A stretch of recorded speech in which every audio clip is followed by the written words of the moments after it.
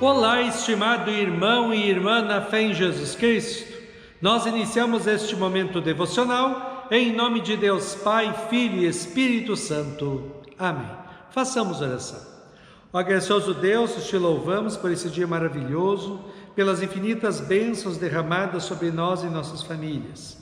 Abençoe este dia, envia teu Espírito Santo para estar conosco agora quando vamos meditar na tua santa palavra. Isso te pedimos e agradecemos em nome de Jesus Cristo, teu Filho, nosso Senhor e Salvador. Amém. Que a graça, a paz e o amor daquele que veio, daquele que vem e daquele que virá em glória, Jesus Cristo, nosso Senhor e Salvador, permaneça hoje para sempre com todos vocês. Amém. Queremos meditar no Evangelho de Mateus, capítulo 20, versículos 20 a 28, que diz assim: Então a mãe dos filhos de Zebedeu chegou com os seus filhos perto de Jesus, curvou-se e pediu a ele um favor. O que é que você quer? Perguntou Jesus. Ela respondeu: Prometa que, quando o Senhor se tornar rei, estes meus 2 filhos sentarão à sua direita e à sua esquerda. Jesus disse aos 2 filhos dela: Vocês não sabem o que estão pedindo. Por acaso vocês podem beber o cálice que eu vou beber?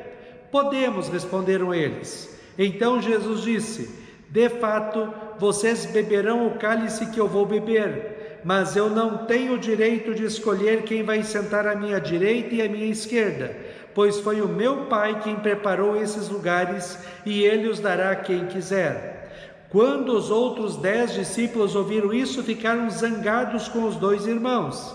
Então Jesus chamou todos para perto de si e disse: Como vocês sabem, os governadores dos povos pagãos têm autoridade sobre eles, e os poderosos mandam neles. Mas entre vocês não pode ser assim, pelo contrário. Quem quiser ser importante, que sirva aos outros, e quem quiser ser o primeiro, que seja o escravo de vocês. Porque até o Filho do Homem não veio para ser servido, mas para servir e dar a sua vida para salvar muita gente. Que Deus abençoe as palavras em nossos corações. Amém. Estimado irmão e irmã, com vocês não é assim, diz Jesus. Jesus tinha uma habilidade de mudar todas as concepções, mudar os padrões e mudar as ambições próprias do ser humano pecador, a começar pela sua vinda ao mundo.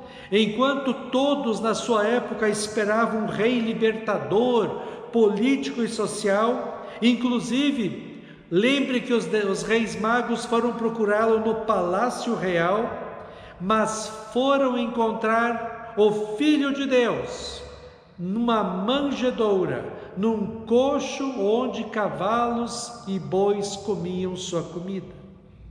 Quando adulto, não havia nada na sua aparência que fizesse alguém querer segui-lo, porque era bonito ou ostentava riquezas e poder. E o final de sua vida, aqui neste mundo, foi que ele foi pregado numa cruz como um criminoso. No texto de hoje, Jesus é confrontado com um pedido inusitado da mãe de Tiago e João. Ela pediu assim: Prometa que quando o Senhor se tornar rei, estes meus 2 filhos sentarão à sua direita e à sua esquerda. A mãe queria ver os seus filhos bem colocados no futuro reino de Jesus, não com um cargozinho de serviço, mas como autoridade sentados ao lado do trono de Jesus. Típico isso do ser humano, não é? Ninguém quer servir, mas ser servido, estar por cima dos outros, mandar, ter autoridade e poder. Veja a resposta de Jesus: Vocês não sabem o que estão pedindo? Por acaso vocês podem beber o cálice que eu vou beber? Não sei se Tiago e João entenderam o que Jesus queria dizer com o beber o cálice que ele haveria de beber, mas nós sabemos que seria morrer como Cristo morreu, morrer pela fé em Cristo, porque eram cristãos. Ou como Jesus já havia falado em Mateus 16, 24, Se alguém quer ser o meu seguidor, esqueça os seus próprios interesses, esteja pronto para morrer como eu vou morrer e me acompanhe.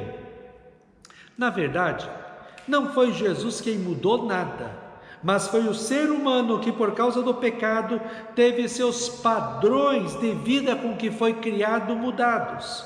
Desde o momento em que o ser humano deixou de engrandecer e servir a Deus e foi querer ser Deus, tudo deu errado e o ser humano tornou-se mau pecador e sempre buscando estar por cima dos outros, sempre buscando ser Deus e Senhor de tudo e de todos. O pecado desvirtuou o ser humano. O pecado fez o ser humano esquecer os seus sentimentos e atitudes básicas que fazem uma sociedade ser sadia e feliz: o amor a Deus e às outras pessoas, o perdão, a gentileza, o carinho, o agradecimento, o querer fazer os outros felizes. Este pedido da mãe de Tiago e de João trouxe a revolta dos outros 10 discípulos, porque na verdade cada um se sentia no direito de estar ao lado de Jesus no seu reino de poder e glória. Todos orgulhosamente se achavam melhores do que os outros. Jesus então diz para eles: como vocês sabem, os governadores dos povos pagãos têm autoridade sobre eles e os poderosos mandam neles. Mas entre vocês não pode ser assim. Pelo contrário, quem quiser ser importante, que sirva aos outros. E quem quiser ser o primeiro, que seja o escravo de vocês. Porque até o Filho do Homem não veio para ser servido, mas para servir e dar a sua vida para salvar muita gente. Jesus nunca prometeu um reino de grandeza, poder e glória para os seus seguidores. Pelo contrário, o reinado de Cristo é a subida dele no texto para Jerusalém, e ali seria sacrificado. Em vez de uma coroa de rei, ele receberia uma coroa de espinhos e iria morrer como um criminoso. No plano de Deus para a salvação da humanidade, cada pecado que cada ser humano cometeu, comete e cometerá, deveria ser punido de alguma forma, ou pela pessoa ou por um substituto. O importante para Deus é o pecado ser punido em alguém, mas para não nos punir eternamente no inferno, Deus enviou Jesus Cristo, seu único Filho, para sofrer toda a ira e castigo eterno de Deus e no lugar de cada ser humano conquistar o perdão, a vida e a salvação eterna. Assim, quando Jesus disse lá no alto da cruz: está consumado, ele afirmou categoricamente que pagou nossa culpa e nossa dívida com Deus, que eram os nossos pecados, e conquistou para todo o que nele crê como seu Senhor e Salvador o perdão, a vida e a salvação eterna. Quando a pessoa crê em Cristo como seu Senhor e Salvador, recebe pelo agir do Espírito Santo uma nova vida. Como diz o apóstolo Paulo em 2 Coríntios 5,17, quem está unido com Cristo é uma nova pessoa, uma nova criatura. Acabou-se o que era velho, já chegou o que é novo. Nesta nova vida que recebemos na fé em Cristo, nós queremos, a exemplo de Jesus, servir a Deus acima de todas as coisas e servir as pessoas que nos cercam, fazendo-as felizes. Em vez de querermos nos mandar nos outros, queremos servir aos outros. Quando alguém tem uma função de liderança sobre os outros, a executa como cristão para servir os outros e fazê-los felizes. Por isso Jesus diz que no reino dele, quem quiser ser o primeiro deverá servir aos outros, como Cristo mesmo nos serviu e deu a sua vida para nos salvar.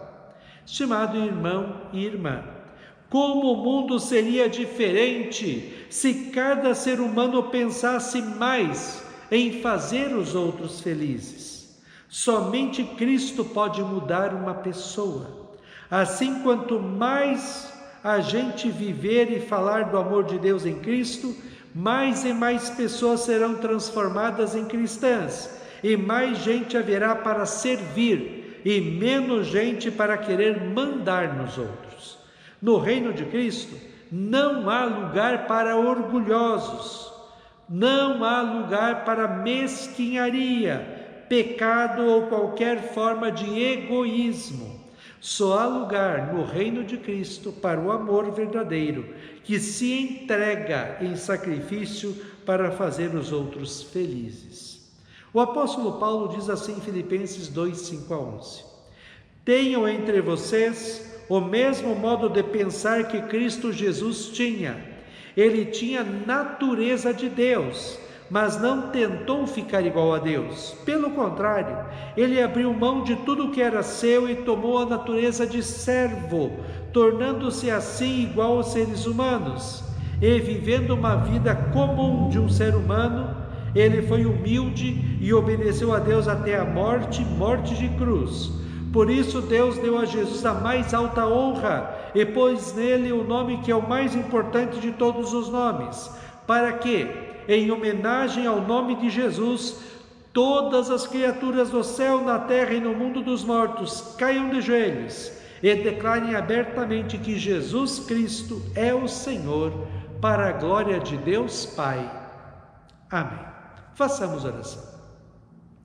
Ó Senhor nosso Deus, nós te agradecemos porque Jesus Cristo, teu Filho, veio ao mundo para nos servir, nos amar e nos salvar. Que nós possamos, a exemplo de Jesus, viver uma vida de amor a Ti, a Tua palavra, oração à igreja, mas também viver uma vida de amor ao nosso próximo.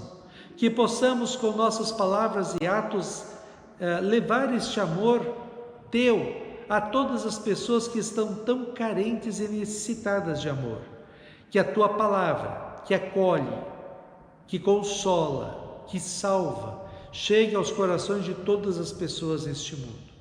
Abençoa, ó Deus, os nossos irmãos e irmãs do Rio Grande do Sul, dá-lhes força e coragem para reconstruir as suas vidas, na certeza de que o Senhor é o nosso bom pastor e nada nos faltará. Fica com eles, fica conosco também neste dia, cuida de nós e dá-nos sabedoria. Isso te pedimos e agradecemos em nome de Jesus. Amém. Receba a bênção do Senhor. O Senhor te abençoe e te guarde. O Senhor faça resplandecer o seu rosto sobre ti e tenha misericórdia de ti. O Senhor sobre ti levante o seu rosto e te dê a paz. Amém.